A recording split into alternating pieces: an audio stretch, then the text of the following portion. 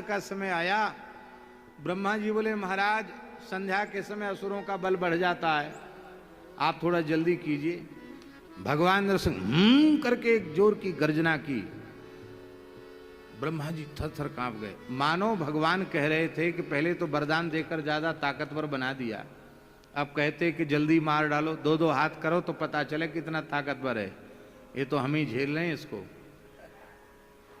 जैसे ही सूर्यास्त का समय हुआ, संध्या वेला आई, ठीक यही वेला थी, यही समय था।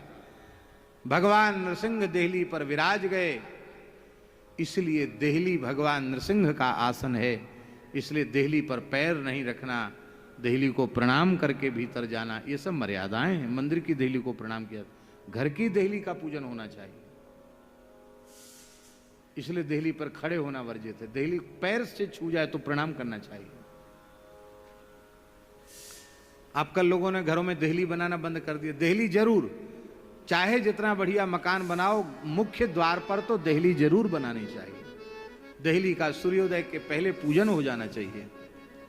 तो महाराज जी भगवान नरसिंह बैठ गए, ब्रह्मा जी के एक एक वरदान का स्मरण कराया, और जब हिरण्यकशिपु ने स्वीकार किया कि सब वरदान सत्य हैं, नखों से उधर विदीर्ण कर दिया, फाड़ दिया पेट, और आंतों को गले में धारण कर लिया। भगवान अंतर्माली हो गए भगवान। क्यों? भगवान ने पेट ही क्यों फाड़ा, मस्तक क्यों नहीं फाड़ा?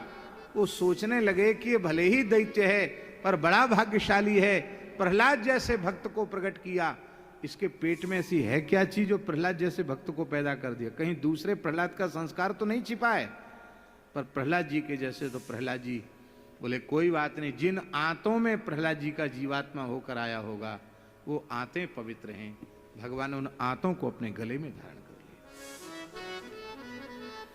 ब्रह्मा जी, शंकर जी, देवराज, इंद्र सब स्तुति कर रहे हैं, भगवत पार्षद। भगवान का क्रोध ही शांत नहीं हुआ। लक्ष्मी जी को भेजा, लक्ष्मी जी खूब बंठन के आई, एक गर्जना की नरसिंह भगवान, लक्ष्मी जी भी भागी, बोली ये मेरे पति है, इसमें तो संदेह नहीं है, पर इतना भयंकर स्वरूप इनका हो सकता मेरे मन में कल्पना नहीं थी, मैं नहीं जा सकती पास में। तब प्रहलादम प्रेषया मासु, प्रहलाद जी को पास में भेजा। प्रहलाद जी ने साष्टांग प्रणाम किया।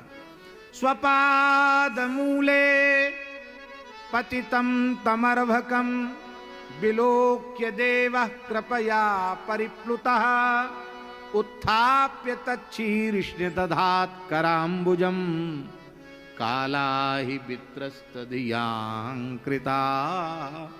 भयम। प्रहलाद जी को चरणों में पड़ा हुआ देखकर भगवान ने प्रहलाद जी को उठा लिया, गोद में ले लिया, और काल रूपी सर्प के भय से मुक्ति दिलाने वाला अपना कर कमल उनके मस्तक पर रख दिया। अपने प्रेमाश्रु जल से प्रहलाद जी का अभिषेक कर दिया। भगवान बोले मुझे आने में विलंब हुआ, प्रहलाद क्षमा कर दो मुझे। भगवान अपनी जीभ से प्रहलाद जी को चाटने लगे। इतना प्रेम भगवान ने किसी अवतार में प्रकट नहीं किया। प्रहलाद जी निहाल हो गए। प्रहलाद जी ने भगवान की स्तुति की, और प्रहलाद जी को दैत्यराज पद पर भगवान ने अभिषिक्त किया। बोलो प्रहलाद जी